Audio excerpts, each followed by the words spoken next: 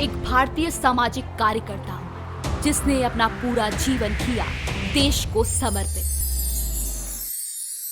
वो शख्स जिसे लाखों रुपए के कैश अवार्ड से किया जा चुका है सम्मानित, लेकिन आज भी उसका बैंक बैलेंस नहीं है। वो मंदिर में रहता है।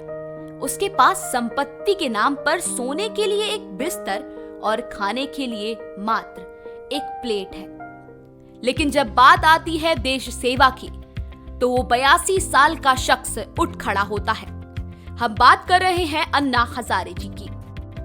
15 जून 1937 में महाराष्ट्र के अहमदनगर के रालेगंज सिद्धि गांव के एक किसान परिवार में अन्ना हजारे जी का जन्म हुआ। गरीब परिवार में जन्मे अन्ना ने बचपन में कई उतार चढ़ाव देखे। 1963 में वो सेना की मराठा रेजिमेंट में भर्ती हो गए।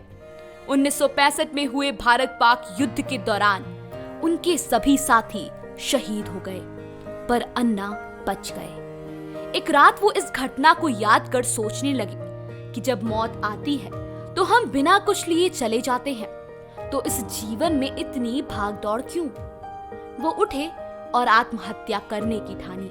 तभी उनकी नजर स्वामी विवेकानंद की एक किताब पर पड़ी। उस किताब को पढ़ उन्हें मानव सेवा का धर्म समझ आया। उन्होंने तय किया कि अब वो पूरा जीवन अपने गांव और देश को समर्पित कर देंगे। तब जीवन का अर्थ मुझे समझ में आ गया कि जीवन मिला है वो सेवा के लिए मिला है। समाज की सेवा, देश की सेवा, इसमें अपना आनंद है। फौज से सेवानिवृत्त होकर अपने गांव रालेगढ़ सिद्धि को गरीबी और सूखे की मार से उबार कर एक आदर्श गांव में परिवर्तित किया। गांव वालों को प्रेरित कर नहर बनाना, बारिश का पानी इकट्ठा करना, गांव में सौर ऊर्जा के जरिए बिजली की सप्लाई की शुरुआत करने जैसे कई काम किए। उन्होंने अपनी जमीन बच्चों के हॉस्टल के लिए दान दी और अपनी पेंशन का सारा पैसा गांव के विकास के लिए लगा दिया। अन्ना ने भ्रष्टाचार के खिलाफ कई आंदोलन किए और कई बार आमरण अनशन कर लोगों के हित में सरकार से बातें मनवाई।